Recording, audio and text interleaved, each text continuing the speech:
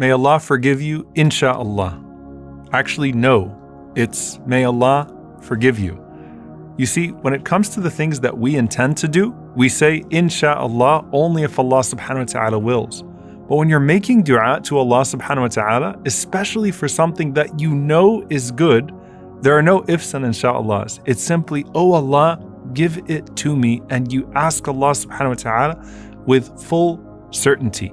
You're asking a Lord who told you that He loves to forgive, so don't say forgive me insha'Allah. You're asking Allah subhanahu wa ta'ala who told you that He guides those who seek it, so don't say guide me insha'Allah. Say, oh Allah forgive me. Say, oh Allah guide me. Say, oh Allah give me. Unlike istikhara, there is no need to put a conditional if with something that you know you should be asking Allah subhanahu wa ta'ala for. In fact, subhanAllah, think about it. 17 times a day we say, Ihdina as-sirat al-mustaqim. Guide us to the straight path. Not please guide us to the straight path if you will. Guide us to the straight path, O Allah, with a sense of dependence, but also a sense of insistence. And the Prophet ﷺ said in the hadith of Abu Hurairah radiyallahu ta'ala anhu, he said, لا يقل أحدكم اللهم اغفر لي إن شئت ارحمني إن شئت ارزقني إن شئت وَلْيَعْزِمْ مَسْأَلَةً. The Prophet ﷺ said, none of you should say, oh Allah, forgive me if you wish, or bestow your mercy upon me if you wish, or provide for me if you wish. But instead, he should be firm in his request. And he said, subhanAllah, in one narration, وَلْيُعَظِّمِ الرَّغْبَةِ, that let one ask Allah subhanahu wa ta'ala with great hope, because Allah subhanahu wa ta'ala does not think that anything that He gives is too great to give His servants. And He said, sallallahu alaihi wasallam, إِنَّهُ يَفْعَلُ مَا يَشَاءُ لَا مُكْرِهَ لَهُ. That verily He already does what He wills, and no one can force anything upon Him.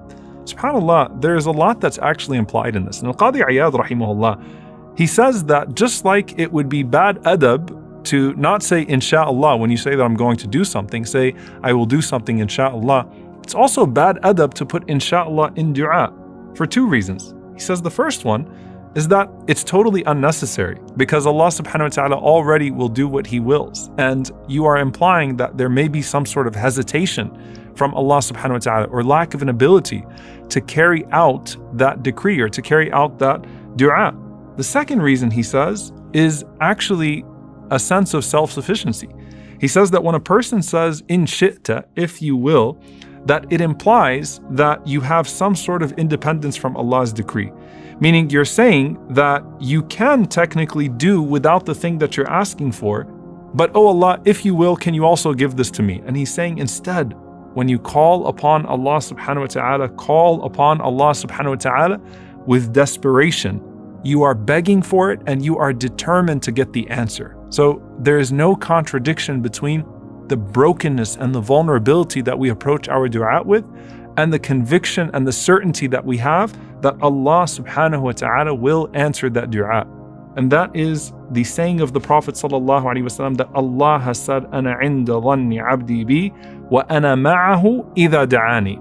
That I am what my slave thinks of me, and I am with him when he calls upon me. And so in the Hadith Qudsi, Allah subhanahu wa ta'ala ties a good opinion of Him with certainty in dua when you call upon Allah subhanahu wa ta'ala. And there's a question that comes up, especially when we're talking about istikhara. Okay, at what point is my istikhara not bearing fruit anymore? At what point do I move on? And the reality is ud'u Allah wa antum muqinuna bil ijaba. The Prophet ﷺ said, call upon Allah while you are certain. Every single dua has a certain yield, so long as a person is certain in the one who's granting that yield. And so if you made istikhara for something 100 times and the answer was actually rejection, it's merely rejection of the way that you thought it would be best to manifest itself. But Allah subhanahu wa ta'ala could have raised you 100 or 1,000 or 1,000,000 ranks in Jannah by that istikhara while also giving you something better in its place. So there is no such thing as a fruitless dua. And a person should not have a sense of hesitation when they approach their dua and say, maybe Allah subhanahu wa ta'ala is getting tired of hearing me say this dua over and over again. And someone's saying, wait a minute, Do you hear what you're saying? Yes, even the Prophet ﷺ said, Inna Allah la yamallu hatta tamallu. Allah subhanahu wa ta'ala does not tire of forgiving you until you tire of seeking His forgiveness. Allah Azza wa Jal does not tire of answering you until you tire of asking Him. And so you should never think that, maybe I've asked Allah subhanahu wa ta'ala too many times for something, or maybe at this point I should tone down my dua. You should elevate your dua. You should raise your dua. You should have confidence in your dua. The confidence is not that the outcome will be as you wanted it to be. The confidence is that Allah subhanahu wa ta'ala will give you the best outcome based upon His knowledge, His wisdom, His power. And with that, alhamdulillah. Alhamdulillah for all of the times Allah subhanahu wa ta'ala rejected what I wanted from my dua and gave me something so much better in its place, even if I did not make the connection with those two things.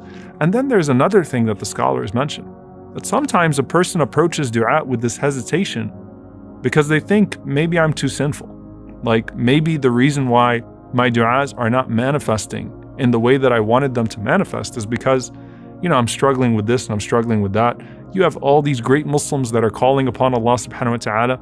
And so there's an element of hesitation like, oh Allah, if you will, oh Allah, if you want, oh Allah, I know I don't deserve it. And subhanAllah, all of that is also a bad opinion of Allah subhanahu wa ta'ala, because Allah does not need you to be perfect in order to answer you. Allah doesn't need you to be an angel to answer you. And Imam Sufyan ibn Uyayna rahimahullah, he has probably one of the most beautiful commentaries on this hadith. He says, لا يمنعن أحدكم من الدعاء ما يعلم من نفسه. No one of you should ever find hesitation in their dua because of something they know about themselves. And he says, فَإِنَّ اللَّهَ عَزَّ وَجَلَّ أَجَابَ دُعَاءَ شَرِّ الْخَلْقِ إِبْلِيسَ لَعَنَهُ اللَّهُ. Allah answered the dua of the worst creation, may Allah curse him, Iblis, when Iblis said, قَالَ رَبِّي فَأَنظِرْنِي إِلَى يَوْمِ يُبْعَثُونَ. When he said, O my Lord, grant me respite until the day of resurrection. Allah subhanahu wa ta'ala immediately said, فَإِنَّكَ مِنَ الْمُنظَرِينَ, that you are amongst those who have been granted respite. And that serves as a reminder that no one should feel unworthy and no one should be hesitant when they call upon Allah subhanahu wa ta'ala, as He is ever ready to hear your sincere supplications, no matter what it is that you are asking Him for, especially when you're asking Him for the things He told you to ask Him for. Guidance, forgiveness, Allah subhanahu wa ta'ala to be pleased with you. You have a Lord who wants you to know that He is Rahman and Rahim. You think when you knock on the door of Ar-Rahman Rahim, He says, no, I will not forgive you, I will not show mercy to you. So the Prophet ﷺ is saying, Ud'u Allah wa antum muqinuna bil ijabah. Don't say, Insha'Allah, in shi'ta, oh Allah, if you will, oh Allah, I know, oh Allah, no, oh Allah, give me this, oh Allah, give me that.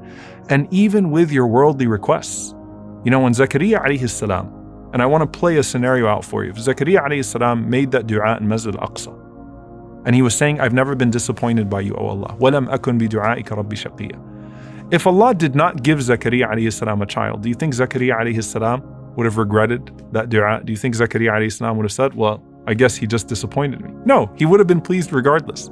But that's the point. Your relationship with Allah should be one in which you go to Him always desperate yet confident. Always trying to be better, but not waiting to be better to ask Him.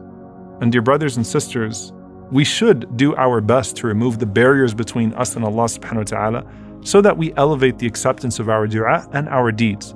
But at the same time, don't wait to be perfect when you are calling upon the one who is perfect and who never required from you perfection in the first place.